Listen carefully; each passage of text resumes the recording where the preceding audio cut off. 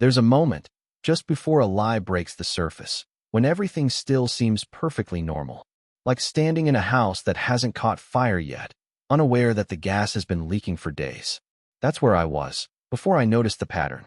Before a few lines of numbers whispered a truth my wife never intended me to see. It started innocuously.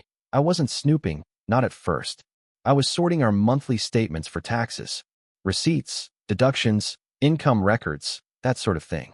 Vanessa had always handled the day-to-day bills while I oversaw the big-picture finances. It was a quiet Sunday morning, and she was upstairs napping off a migraine. The kids were with my sister for the weekend.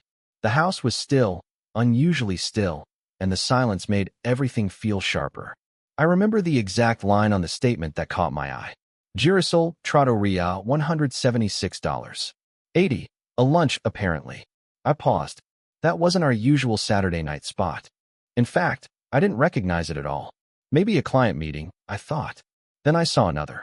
Mezzo Luna Bistro, $213.45. Another lunch. Another weekday. And then another. And another. All clustered over the last 6 weeks. All expensive. All midday. All in the same 2-mile radius near her office. 7 entries in total. At first, I felt foolish for letting my heart rate climb. Maybe it was nothing. Vanessa worked in advertising. Team lunches, client meetings. It was part of the game, right? But something about the repetition unsettled me. I wasn't suspicious yet, just curious. I opened her work calendar.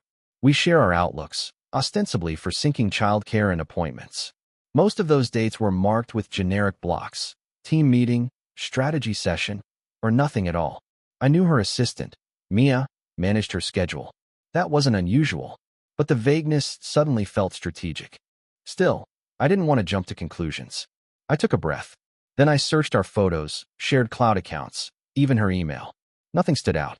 No mention of Girasol, Mezzo Luna, or any of the other places. The receipts weren't itemized, just restaurant names and totals. No names, no clues. Still, that familiar feeling, the one that started as a whisper, had taken root. That night, she was cheerful. Told me she and her team had nailed a presentation for a luxury car brand and might win a retainer. I watched her talk, animated, precise, radiant, and tried to reconcile this version of Vanessa with the one I suspected might be hiding something from me. I asked, casually, "Are you guys doing more client lunches lately?" She nodded. "Yeah, a few." "Why?" I shrugged. "Saw some charges when I was organizing the statements." "Girasol, Mezzo Luna." "Oh," she said quickly, not missing a beat. "Yeah, team outings. Our creative director's obsessed with truffle pasta right now." I smiled. "Truffle pasta for $200. She laughed, maybe too quickly. "We splurge sometimes. Especially if the pitch goes well. The agency's footing most of it anyway." It was a clean answer. Too clean. Still, I didn't press. I didn't want her defenses up. Not yet. The next morning, while she was in the shower, I checked the glove compartment of her car. Just receipts, tissues, an old hair tie. But in the center console, tucked between parking stubs and lip balm, I found a folded napkin from Girasol, still faintly stained with red wine. Red wine. A team lunch with wine? My stomach tightened. Something wasn't adding up. I didn't say anything that night or the night after. But I started watching. Subtle things. How often she checked her phone. The way she lingered by the window before leaving for work. The absence of lipstick when she left, and the smudge of it when she returned. I told myself it was paranoia. I wanted it to be. But then came the night she left her phone in the kitchen. She never does that. It buzzed once. A notification preview popped up. "Friday's my turn to pick. Your call last time was perfect. You always choose the best spots." No name. Just a number I didn't recognize. I stood there, phone in hand, watching the message disappear into the locked screen. My hands were cold, fingers tingling. I'd seen enough. Something was going on. Not just a hunch. This was real. I didn't confront her. Not yet. Instead, I made a plan. I began with a second phone. Burnt orange case, different provider, prepaid. I installed tracking software, small, undetectable, quiet. I synced it to her device in the middle of the night, using an app that mirrored texts and location. I told myself I needed facts, not fury. Then I waited. And the facts came, slowly, but unmistakably. She wasn't lying about the restaurants. But she was lying about the company. Each Friday, around noon, she'd drive to a different spot. Sometimes she took her car. Other times, she got picked up. Always the same number. Always the same pattern. Each meeting lasted 2, sometimes 3 hours. Always midday. Always work.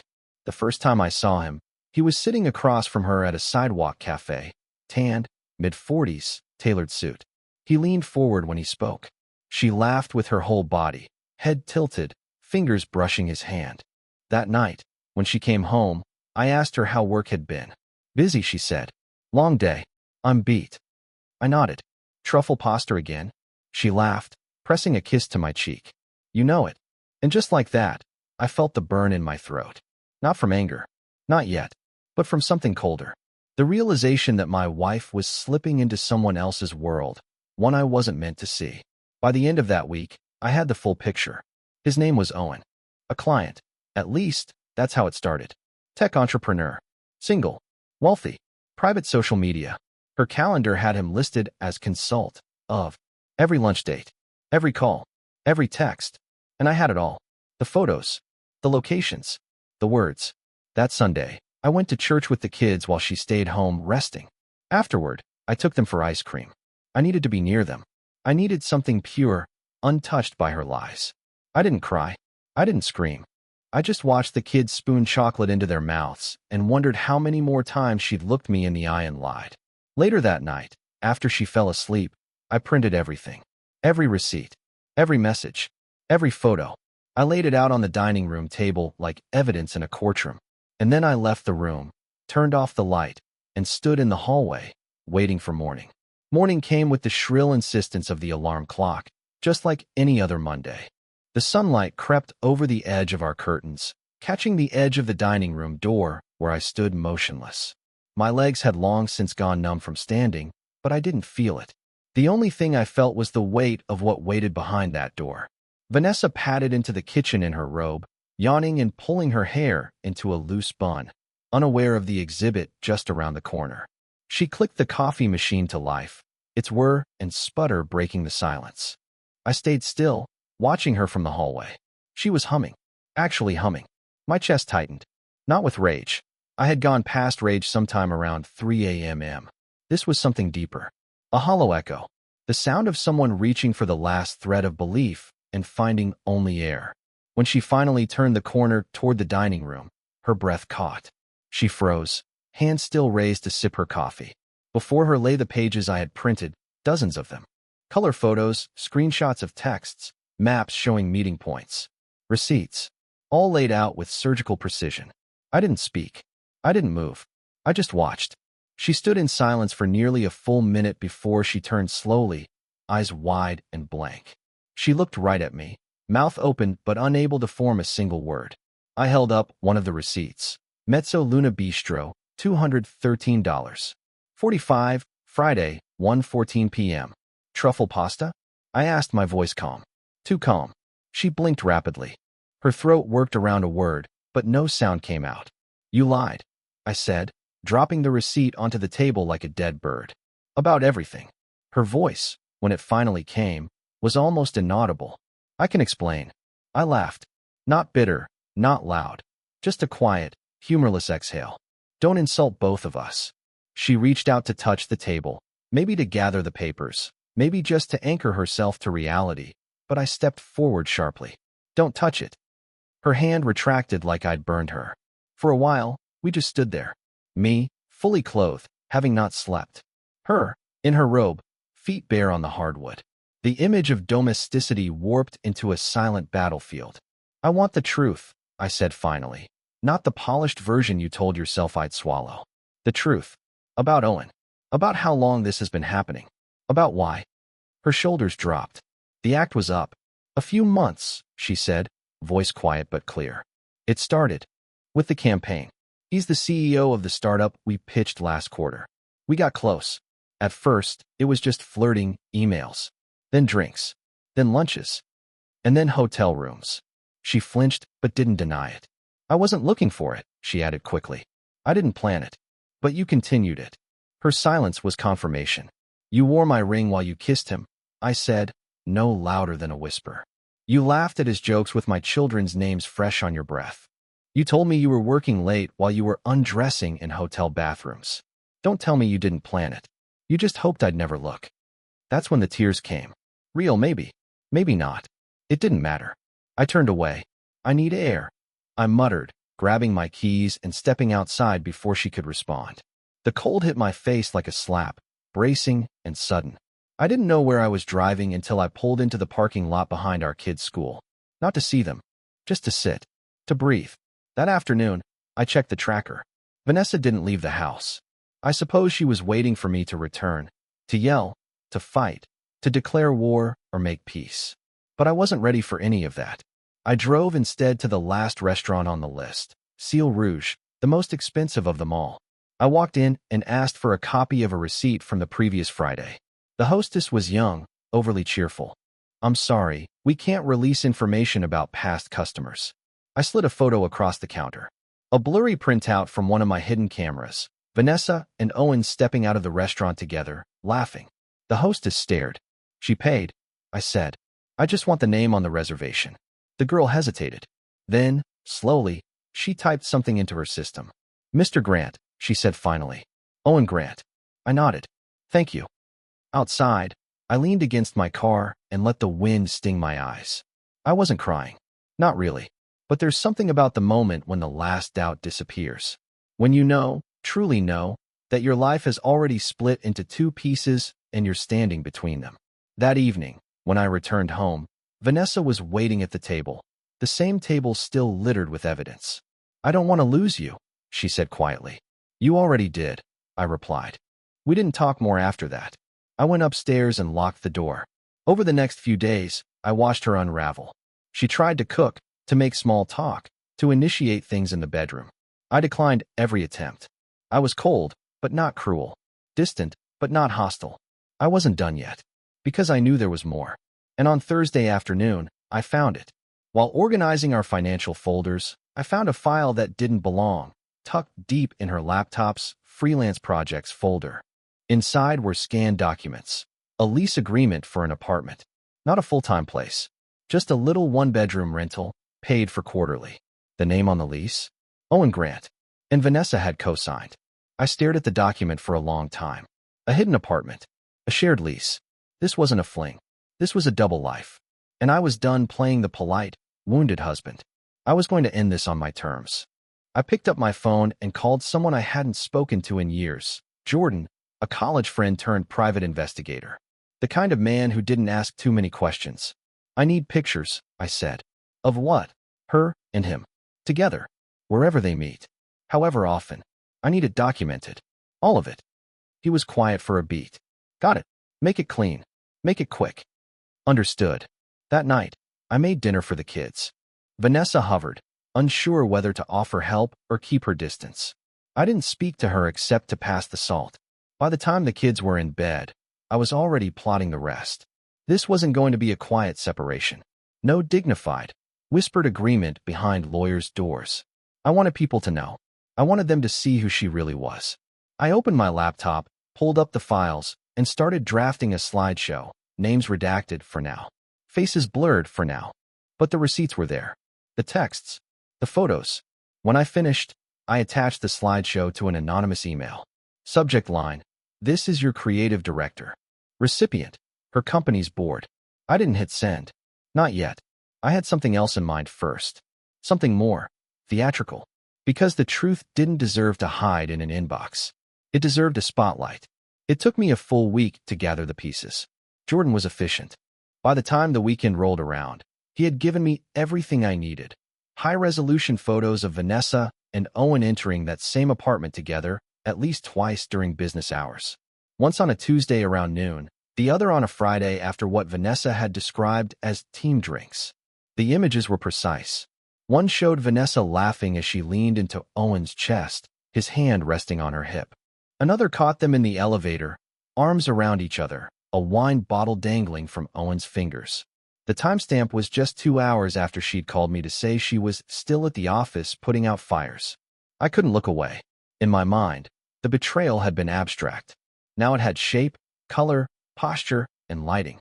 What surprised me most wasn't the fury. It was the clarity. Rage, when sustained long enough, calcifies into something sharper, more precise. And with that clarity came a plan. Vanessa's company, MuseWorks, prided itself on appearances. It was flashy, boutique, high-profile, the kind of agency that lived off polished branding, ethical posturing, curated image. Reputation meant everything, which made what I was about to do all the more satisfying. That Monday, I called in sick. Vanessa left the house early, dressed in slate gray and carrying her favorite leather portfolio. "Big pitch today," she mentioned. I nodded. "Dinner out?" she asked hopefully, her voice soft, testing the waters.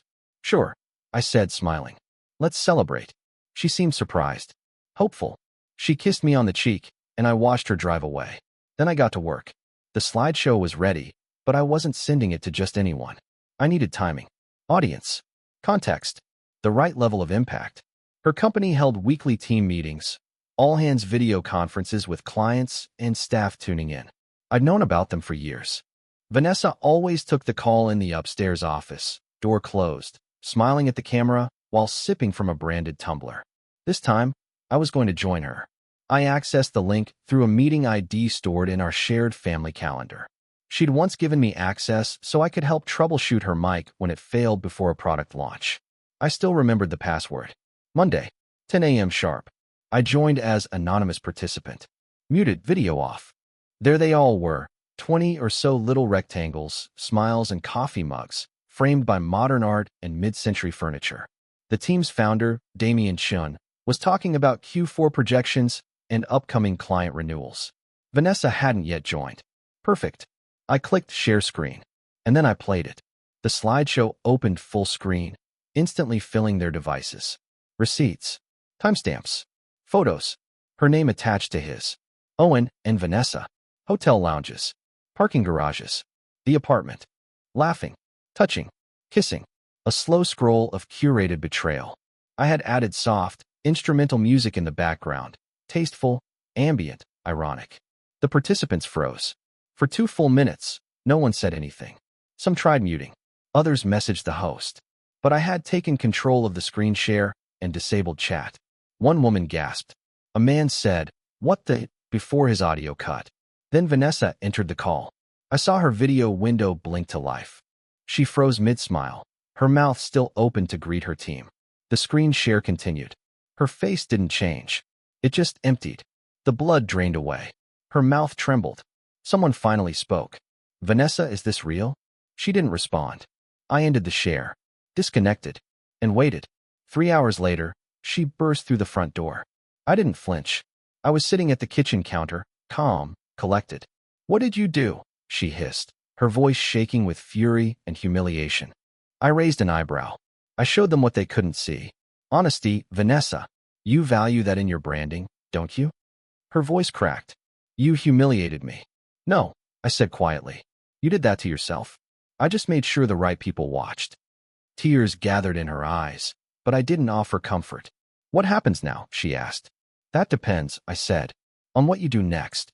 She paced the room like a cornered animal, breathing hard. "They're suspending me," she whispered. "Damien said the board's reviewing ethics policies. Owen's company is threatening to pull the account." I nodded slowly. "Good. You're destroying my career. You torched our marriage. I'm just handing you the match." We stood there in silence. "Finally," she said, "are we getting divorced?" I stared at her. "I don't know yet." She flinched. That answer, more than any shout, seemed to hit her hardest. That night, I moved into the guest room. The next few days were uneventful, but the air between us was electric with tension. Vanessa barely spoke. She spent hours on the phone, trying to salvage what was left of her job, her reputation. Meanwhile, I met with a divorce attorney. Not to file, not yet, just to understand what my options were. What I learned gave me leverage. Our prenup, signed before her agency days, had a moral clause buried in the final section. Adultery nullified spousal support. Any bonuses, equity, or commissions earned from compromised client relationships. Up for challenge. In short, I had a lot more power than I'd thought. That Friday, Vanessa sat across from me at the dining table, the same one that had once displayed all her lies.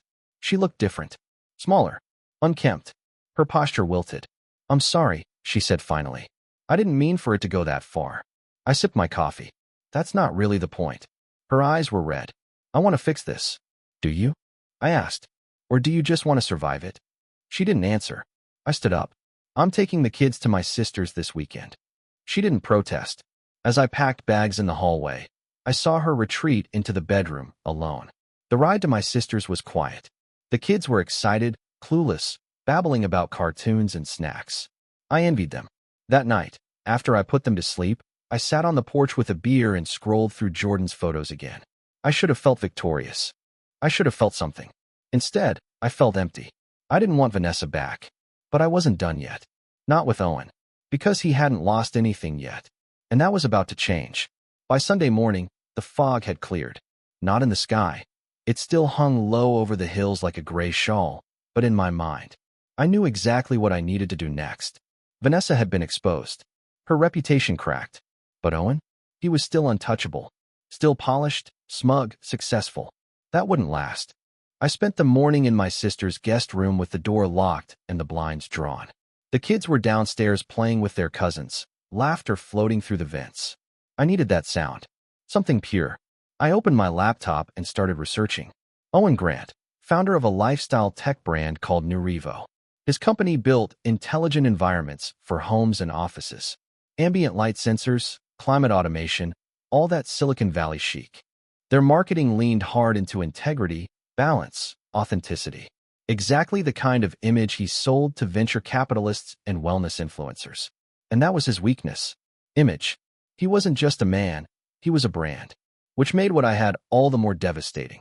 I compiled everything into a compressed folder. Photographs, text logs, location pings. I even included a timeline. Vanessa's calendar entries overlapping with meeting notes from Nurevo's client records I'd scraped off their public website.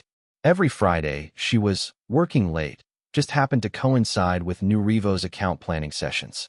Every working lunch she billed at her agency was traceable to a personal afternoon rendezvous with Owen. I didn't make the package anonymous this time. I wanted him to know exactly who had taken the first brick from his fortress. The email went out to 3 addresses. Nurevo's head of PR, their largest investor, and Owen himself. Subject line: Breach of professional conduct, Vanessa M. and Owen Grant, documentation attached. The message was brief. In light of recent behavior that directly compromises your company's code of conduct and ethical policies, I thought it best that those with the most at stake be aware of ongoing misconduct tied to your brand's leadership. Please see attached. Andrew M. I didn't have to wait long. By Tuesday morning, Owen's name vanished from Nurevo's leadership page. I watched it happen in real time. One refresh, he was there. The next, gone. His bio deleted. His smiling headshot erased like chalk from a sidewalk. I received no reply to my email. No threats. No denials. Just silence. But Jordan, ever efficient, called later that night. You hit harder than I expected, he said. Word on the investor circuit is Owen was asked to step down immediately. Internal review. Damage control. He might still have his shares, but the board's distancing. Good, I said. He doesn't deserve a corner office when all he does is crawl through shadows. Jordan was quiet for a beat. You okay? I will be. He didn't press further. That same night, I got a message from Vanessa. Just 5 words, sent by text. Was that you? Be honest. I stared at the screen for a while before replying. Yes, and I'm just getting started. She didn't respond. I didn't hear from her again for 2 full days. When I returned home Thursday evening with the kids, the house felt wrong. Still too clean. Empty in a way that vibrated. Vanessa was gone. Her car, still in the driveway. But the bedroom, half her clothes had vanished. Jewelry, makeup, a few boxes. No note. Just the scent of her perfume lingering in the closet like a ghost. That night, I found the email. It had landed quietly in my inbox while I was on the road. From Vanessa M. Subject: I won't fight you. Andrew, I understand now. I understand what I did. What I ruined. I won't fight you on the divorce. You can keep the house. I'll sign whatever papers your lawyer sends. I've already submitted my resignation to the agency. Don't worry about the kids. I won't use them as leverage. You're a good father. I'm sorry. For all of it. V. I read it twice. Then again. Then I closed my laptop and sat in the dark for a long, long time. She had surrendered, not with defiance or a dramatic monologue, but with quiet resignation. But I didn't feel victorious. I felt alone. And maybe that was the part she never understood. Winning meant nothing when the war was never supposed to happen in the first place. I slept on the floor that night. I'm not sure why. The next morning, I began filing the divorce. Everything was smooth. The attorney drafted the documents with precision. No assets to fight over. No custody battle. No spousal support, thanks to the moral clause. Vanessa had effectively walked away from everything she once held dear. I didn't hear her voice again until the day she signed the papers. We met at her lawyer's office. She looked thinner, paler, but still composed. She signed without looking at me. I signed after her. As we stood to leave, she finally spoke. I never meant to destroy us. I know, I said. That's what makes it worse. She winced, nodded once, and walked out of the room. That night, I stayed late at work. I turned off my phone. I drove to the beach even though the sun had already set. I sat on the sand and listened to the tide come in. Waves pulling back just to crash again. It was supposed to be over. But it wasn't. Not yet. Because the last envelope arrived the next morning, plain, unmarked, slid into my mailbox like a message from some vengeful god. Inside was a photograph. A photo of Vanessa and Owen, not from any of Jordan's files. This one was older. Very old. Dated 2 years before I found the receipts. Different apartment. Same posture. Same smile. On the back, just one word written in careful pen. Always. I stared at it for a long time. Because that meant the affair hadn't started 6 months ago, like she said. It had started years before. Long before I even suspected. And that changed everything. The photo sat on my desk like a ticking bomb. The word on the back, always, pulsed in my mind. Each stroke of ink another fracture in the story I thought I'd already dismantled. She said it started a few months ago. But this? 2 years ago. The date printed in the corner, clear as a scar. October 17th, 2023. That was the fall we took the kids to Big Sur. I remember the drive. The way Vanessa kept smiling at her phone.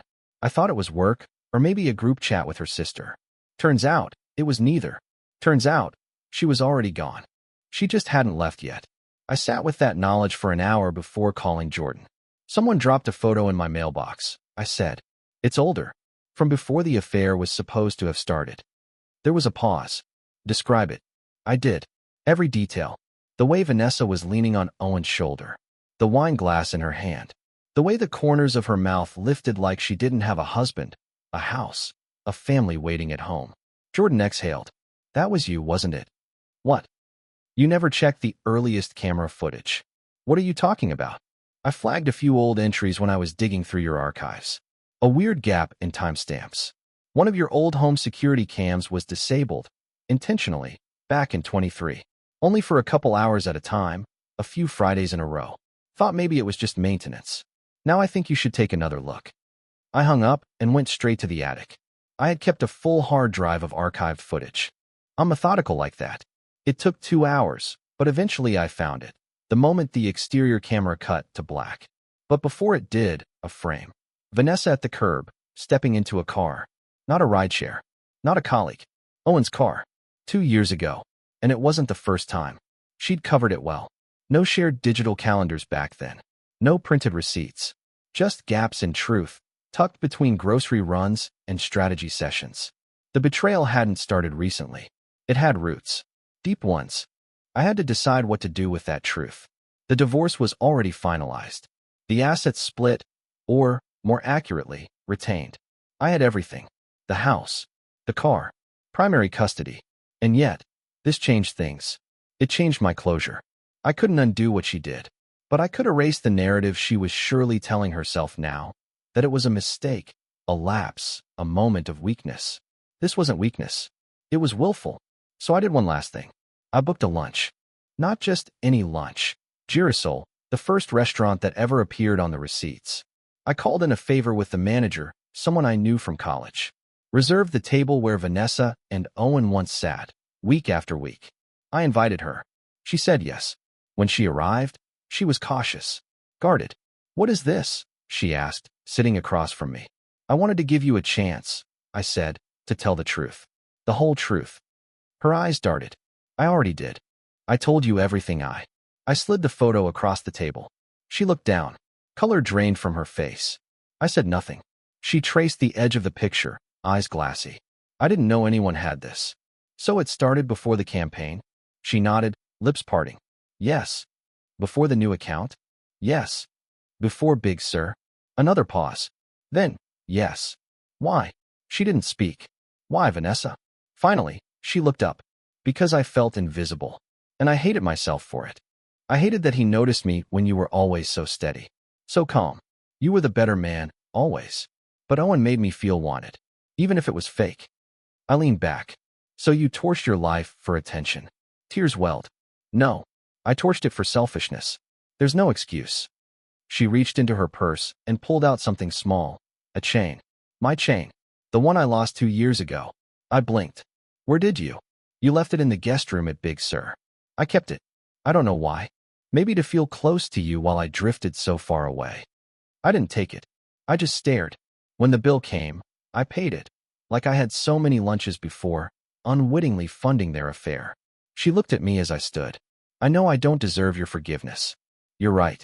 She flinched. But I forgive you anyway, I added. Not for you. For me. So I can move on without carrying your guilt. I walked out.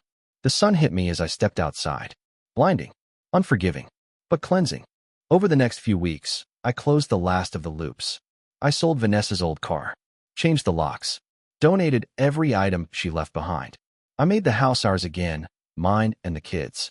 I hung their drawings on the fridge, retiled the bathroom she always hated, repainted the guest room where she used to talk to Owen on muted calls. Each act a declaration, this is my life now. Without her.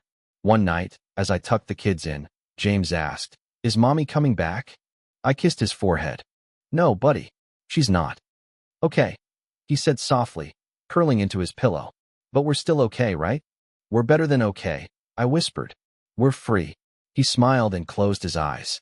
I stood there a moment longer, watching the rise and fall of his chest.